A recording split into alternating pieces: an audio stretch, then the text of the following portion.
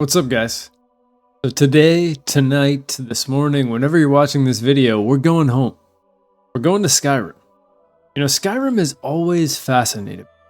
It's this vast open world, but it's also pretty barren. It takes place in the tundra, basically, for most of the map.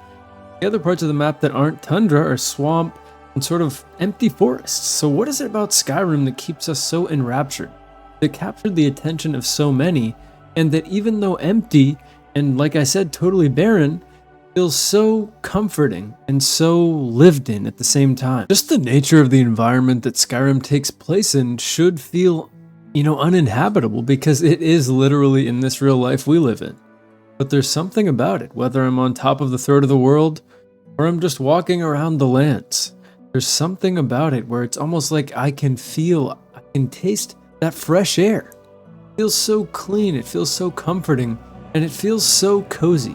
Even though there's danger around every corner, there's something about Skyrim that feels like home. For me, whenever I start a new playthrough of Skyrim, where it all starts is with Riverwood. You go through the tutorial and everything.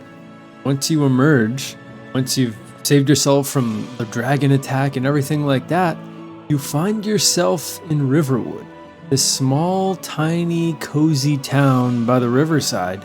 And it starts that tone, that comfort that I'm talking about.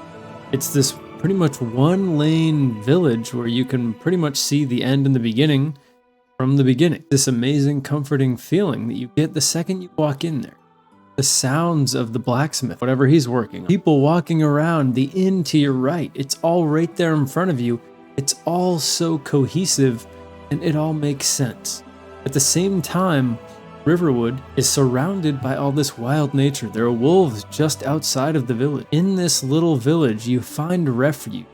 You find a place of safety from this dragon attack, from the dangers of Skyrim's universe, and that's where it all starts. Just even the name Riverwood, it's just so cozy, it's comforting. It sounds like something you might find in some Hallmark something. They knew what they were doing with this, and it all starts with that. It's something that I just mentioned in my video about the Nintendo 64, where I talked about how things are inherently cozy when they're digestible. And it's kind of the flaw with some open world games where they can never really reach that level of coziness. And yes, not all of them are trying to, but something really comforting comes from being able to look at something, to assess it, and to digest it. Whether it's something even like Dark Souls, where there's something cozy, there's something comforting about that first game, because what you're seeing is what's in front of you. There isn't some vast land to explore. You are exploring and facing the danger right in front of you. And the same thing comes when a town like Riverwood presents you with, hey, here's this one town, you focus on this, you can see the entire thing. At the same time, you're experiencing the fresh mountain air. You can even go fishing there. It's simple, it's contained, and it doesn't force us to think too much, not trying to be too complicated. I remember one time this guy asked me what my favorite video game was. And I couldn't think. I knew that it wasn't exactly true at the time, but the only game that could pop into my head at the time was Skyrim. I said Skyrim, and of course he smiled and said I could have guessed that. It's the most basic answer possible. And there's something about that that obviously didn't sit right with me. It is a very basic answer, of course. So many people love Skyrim, so many people spent hundreds of hours playing it, but there's nothing wrong with that. To put that in that tone was very confusing for me, because I'm sure that he'd experienced Skyrim too. And Skyrim is something special. There's no reason to talk down on it because it provided something we didn't know we wanted to experience. Those Bethesda games, they go beyond just your typical RPG. They go into the world of sandbox. We talk about it all the time. Those games aren't necessarily RPGs in the truest sense. They are more like a sandbox. You can do what you want. You can be really anything. It's as if the term RPG doesn't really capture it. And that's another level to this, where Skyrim itself, sandbox, it allows you to be mostly who you want to be. Of course, Skyrim isn't the perfect life sim. Yes, you can get married, you can get these diseases, you can do all this stuff, build a home, but of course it's not perfect. Taking place in a fantasy world, you can't necessarily be every single thing you want. You can't take up all these occupations, of course. There are so many different elements to it that aren't there that might reflect real life. When it comes down to it, Skyrim allows you to just exist, take many different paths, and just to feel comforted and to feel happy when you might not be able to find that anywhere else. That's the beauty of a sandbox. I think it's really easy to, shoot down the Bethesda games because we've just had Starfield, which is so far from anything that I'm even thinking about with Skyrim. I think that Starfield's existence really encapsulates and reflects how Skyrim was like home. When you look at a game like Starfield, if any of you have ever played that, you never feel at home once in that game. No time, because of the way that loading screens work, because of the way that the fast travel and travel itself works, because of the way that the hub system, you're never really feeling like your feet are on one place, on one planet, because they aren't. And of course, that's how the game's designed. And even in Skyrim, you're not necessarily staying in one place. You have your hubs you're going. And the land itself starts to feel like a companion. It starts to feel alive. And on top of all of that, what better way to make a player feel at home, to feel comforted, and this is something that I felt Starfield had some strong points in, but overall its overworld music did not capture this same sense, was the Jeremy Soule soundtrack. The Skyrim soundtrack, when you're walking around at night specifically, it's different. There's just something special walking around in Skyrim. Specifically what I'm thinking about is leaving Whiterun. If you leave and you just walk straight, see some mammoths, and it's just listening to the sounds of the entire land. There's nothing like it. It feels like home, and it's almost like it's touching something deeper than that. I lived around mountains for a long time, and there's something specific. Mountains really speak to us as humans. It's why so many of us are drawn to them in this real world of ours. There's something special about them. It's as if they are a greater purpose. They are a deity that we're worshiping in some ways. As someone who lived right under a mountain for a bit and lived in a place where I could see mountain ranges all around me, Skyrim touched on those same feelings. When I could just walk around and immediately look to my left or wherever to see the throat of the world, or to see some other mountain ranges to my left and right, it is as if they're protecting you, as if they are your protectors surrounding you, and they're making you feel safe in some ways. And Skyrim being a mountainous region, as simple as that may sound, is a part of this. They're your walls, they're your protectors. They are the boundaries of Skyrim and the boundaries of the game and your imagination. And it's something that I talk about all the time, where games play with how your imagination works and they try to corral that in different ways. And it's how they use the boundaries of their game, of their creations, to allow your imagination to exist or to not exist. Mountains in Skyrim represent that in many ways. You don't have to think about anything beyond those mountains, because you probably can't go too far beyond them. But they still exist for you to look at and to feel comforted by at any time. Objectively, do I think that Skyrim is one of the best games, even though I told that guy that I did? No, I don't. I look back on it and I think that it's a special time in my life and a special time where I was sort of learning what I like as a video game playing person. And Skyrim was an important piece to the puzzle that is me in this video gaming sense. And I think it represented that for a lot of people. Specifically for me, Oblivion was really the first RPG, in quotes, that I'd ever played. And so the Skyrim release was something special for me. Everything about it, 11/11/11, just starting school, it was a really special experience. And it represented something really special just beyond the game itself. And I know that's not true for everyone. But looking back objectively, no, Skyrim was not one of the best games ever made. I think that it captures something really special. But objectively, no. I mean, I'm a big story guy. The story is not anything really to write home about. But in terms of the vibes that Skyrim captures, the essence of Skyrim, it's peak. There's nothing really like Skyrim out there, and that's why people love to mod it. People want to be in this world as much as they can, even if they're altering it a little bit.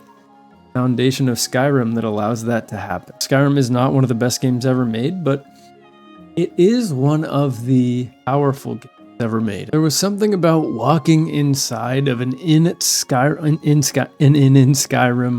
It was special. Actually felt like you were safe from danger, even though when you'd been out there, you didn't feel like you were in any danger at all.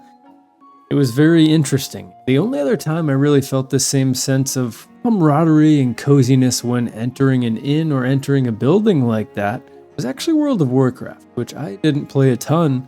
When I did play it and I entered an establishment like that, there was something refreshing and something really cozy about how they'd crafted the world, how the wood looked, and how everything about it, the warmth, the lighting, it all felt right in the context of Skyrim, of World of Warcraft. I mean, Skyrim is one of the most immersive games I've ever played. Bottom line. When I think about some of the other games you could try to compare it to, something like Witcher 3, Red Dead Redemption 2, I haven't played Kingdom Come Deliverance. I know that that is the big one that people compare to Skyrim. I need to play that. I need to play the second one. I'm sure they're right up my alley. They obviously don't have the fantastical element to them, but in terms of world building, the way that kind of the world looks and interacts with itself sounds a lot like Skyrim. But in terms of, yeah, even Breath of the Wild, in terms of just the environments and how nature and the environment play into the actual gameplay, when I think of all of those examples, there's still something that they're missing. Red Dead 2 was the closest I have felt to that same sensation of Skyrim, where I felt like I was experiencing a world and I truly was a part of that world and I was immersed in it because of how interactive it could be and how much it moved without me. You know, that was something that Red Dead 2 did better than Skyrim, was create a world that existed outside of me, and that adds a whole new layer of immersion. When it came to Skyrim, there was just something about it where it actually created something special. In terms of Breath of the Wild, it's hard to call that the most immersive game because it was, animated, and I knew that it was Zelda.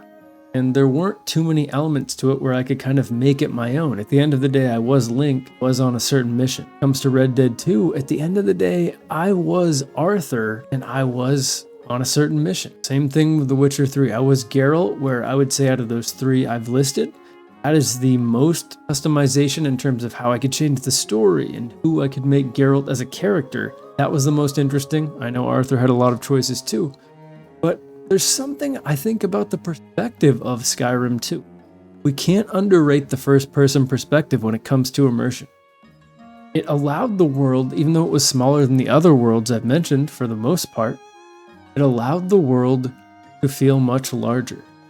You know, when you look up at the night sky, you're looking through your eyes, the night sky is the entire TV screen, or the forest in front of you, the long strip of Riverwood, is all one TV screen, maybe a sword in your hand. That's you. You are there. It's a big difference between first person and third person.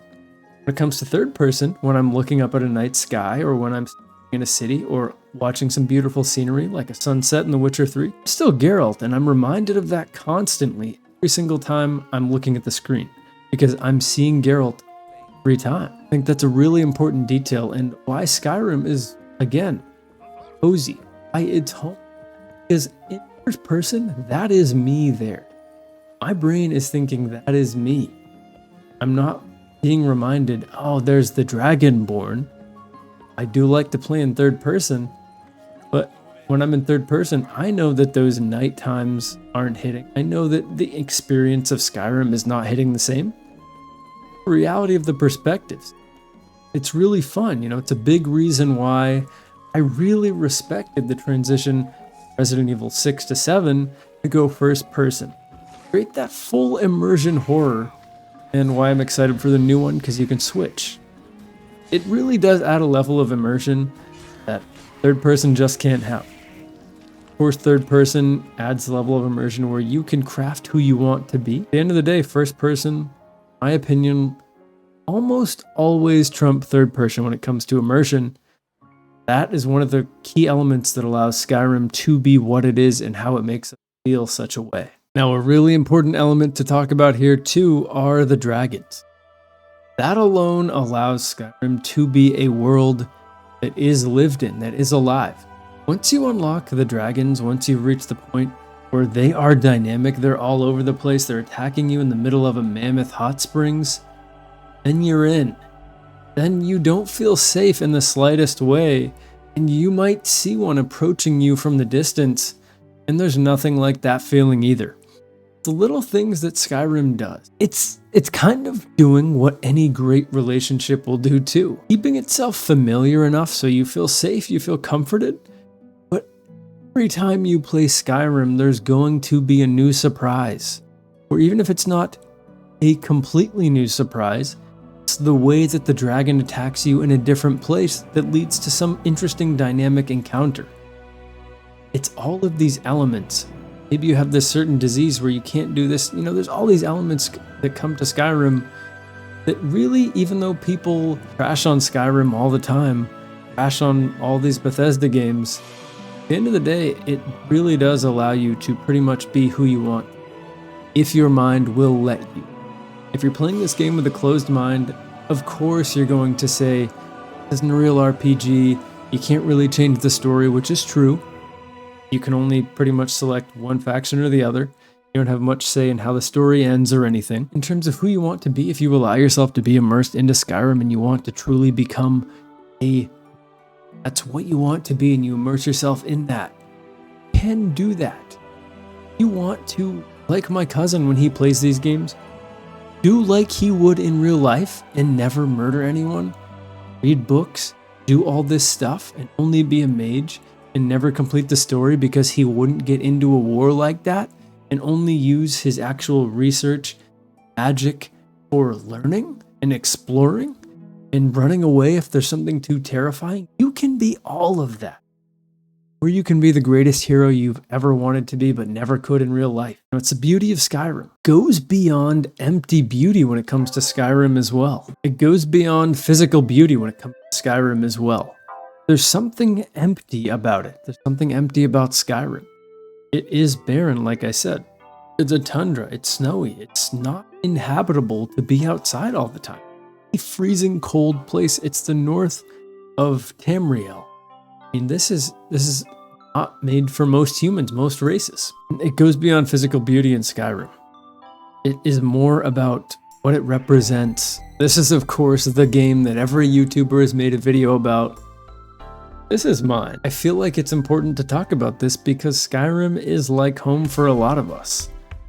Something special about games that I always love to talk about, which is the video game more than just representing a story that we can go back to or a certain graphical time or a certain time in a publishing company's era.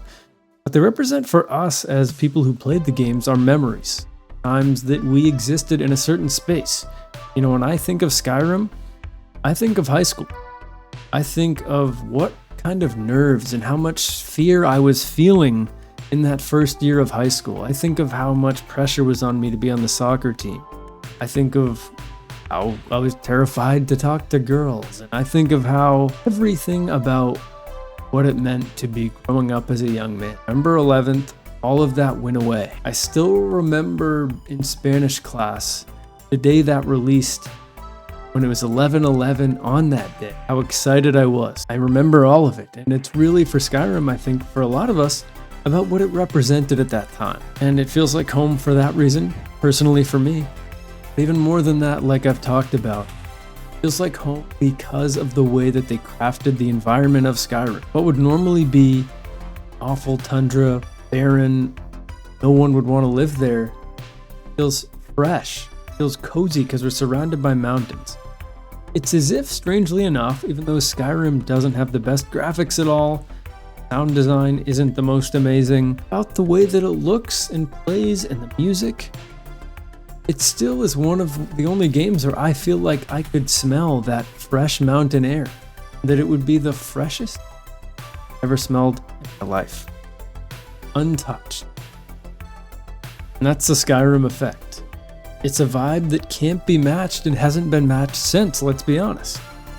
It's where Skyrim still prevails and still is a masterpiece in that sense to this day. I mean, we could break it down, we could go town by town, city by city in Skyrim, and what's the coziest, why is it Solitude, why is it not Falkreath, and all this stuff. But I have to mention two specific ones to really illustrate this point. I have to mention Whiterun, of course, because Whiterun specifically, it's a special city. It's probably the first one you're going to see unless you love to go exploring like I do and you end up going on a point of interest trail and you find yourself randomly in Falkreath, or you find yourself in Whiterun. But you'll see Whiterun long before you make it into the city walls. You'll see it resting on a hillside, surrounded by just fields and farming locations and all this stuff. And you'll see it kind of under the shadow of the throat of the world. And there's something special about it. Once you enter, as cozy as it gets, you are safely inside of city walls. No other town in Skyrim feels so safe. There's the keep atop everything else, but there's also the merchant squares. There's so much to see and do, and have the companions there. There's a lot going on there, and it instantly feels like home, and no other town in Skyrim can capture that feeling. There's water in the town, and there's torches. Just the little farm stands, like I was saying, every little thing about it. The way that people walk around. How many little interesting quests and conversations you can have. I mean, it all starts in Whiterun. Just the way that it looks to a traveler of the Skyrim fields is special.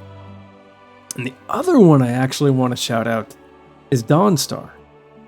Now, Dawnstar is kind of, there isn't much going on there. You have the museum, there's kind of an interesting quest line there, but there really isn't that much to it besides the interesting quest, the occasional interesting quest. You know, in Dawnstar, it really represents Skyrim a beat to me, to a T.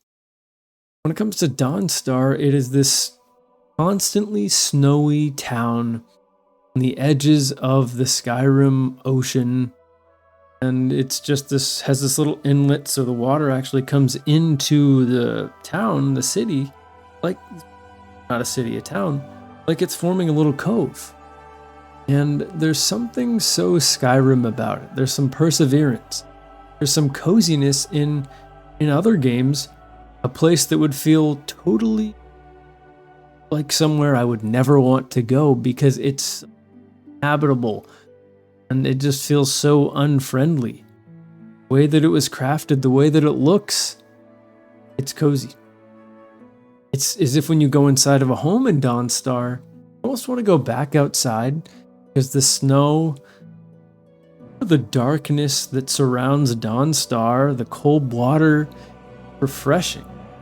It's an escape. It's the ultimate escape. And I don't know if anyone felt that way about Dawnstar, but I always did. Something when I first saw Dawnstar where I was like, well, this is a special town. On the edges. It's persevering and it's just cozy as heck. So, I don't know. It's cool. You have the ship in the middle of Dawnstar as well, so there's kind of this subtle undertone of travel and voyage. It's cool. Skyrim. Well, that's home. That's what I got. Thank you for watching. Again, I want to shout out Jeremy Soul's soundtrack because that is a huge part of this. I still listen to that soundtrack to this day, and I think so many other people do too. What makes you feel more at home than a beautiful soundtrack and beautiful music? Kind of brings the world alive. I mean, think of playing Skyrim without that music, with no music at all. The magic really isn't there. So that's really important to point out as well. So anyways, thanks for watching. See you guys next time.